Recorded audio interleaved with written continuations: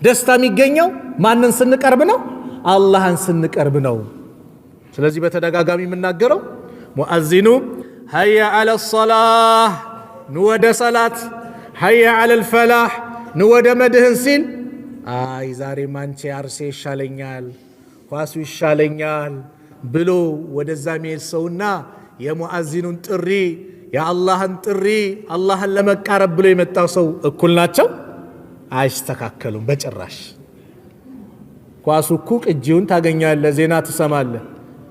በኳሱ ምክንያት ግን ሰላቱ ካመለጠ ሰላቱ አለቀለት ማለት ነው።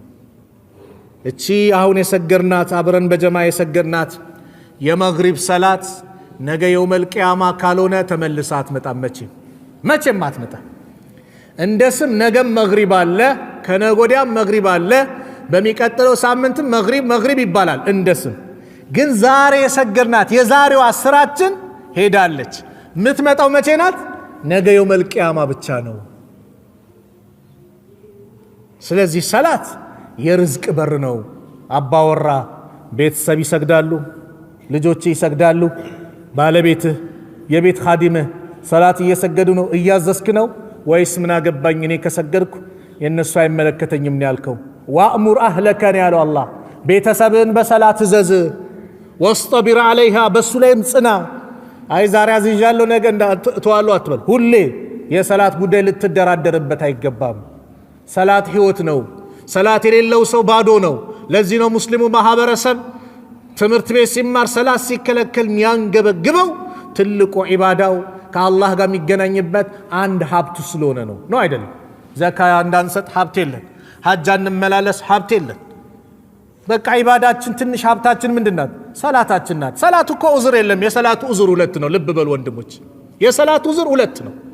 የተኛ ሰው ሲነቃ ይስገድ፣ የረሳ ሰው ሲያስታውስ ይስገድ።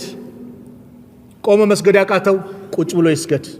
ቁጭ ብሎ አልቻለም፣ ተኝቷል፣ ጋደም ብሎ ሆስፒታል ተኝቷል፣ አቅሉን አልሳተም፣ ኦክስጅን ተገጥመዋል፣ ምን ብሏል? ይስገድ። በምን እያሰበ እያጣቀሰ አሁን ሁለተኛ ረካንኝ ያለ የሚባለውን ዚክር እያለ እዛው እንደተኛ ሰላቱን ይስገድ። ሰላቱል ኸውፍ ተብሎ ደግሞ አለ። በጂሃድ ሰዓት በአላህ መንገድ ላይ ጦርነት ላይ ሲመጣ ጠላት ፊት ለፊት ሲሆን ሰላቱል ኸውፍ የስጋት ሰላት ይባላል። አሰጋገድ ስርዓት አለው። ሁለት ረካ ይሰገዳል። አንደኛው ቡድን ሲጠብቅ ሌላኛው እየሰገደ በዚህ መልኩ በአደጋ ሰዓት ይስገድ ከተባለ ጤነኛ የሆነ አፍያ የሆነ መስጉድ ጎረቤት የሆነ ሙአዚኑ ሲጣራ እየሰማ ሰላትን የተወስታ ደም ሊባል ነው። አንድ ጀናዛ ከሚያጥቡ ሰዎች ታሪክ ሲናገር ምን ይላል? አንድ ጀናዛ መጣ። ልክ ላጥበው ስል በአንድ ጊዜ ከእምብርቱ እስከ ፊቱ ያለው አካል ጥቁር አለብኝ። ደነገጥኩኝና ይሄማ የሆነ ታሪክ ይኖረዋል ብዬ በር ከፍቼ የዚህ ጀናዛ ቤተሰብ ያመጣው ማን ነው? እኛ ነን አሉ በር ላይ የቆሙ ሰዎች። ማን ነው ሰው? እስቲ ማንነቱን ንገሩኝ ሲሉ የጀርባው ታሪክ ምን ይመስላል ንገሩኝ ሲል ይህ ሰውማ አንድ ቀንም ለአላህ ሱጁድ ያደረገ ሰው አይደለም፣ አንድ ቀንም ሰግዶ አያውቅም። ሱብሃንአላህ፣ ከባድ ነው። ስለዚህ አንድ ያለን ሀብታችን ነው።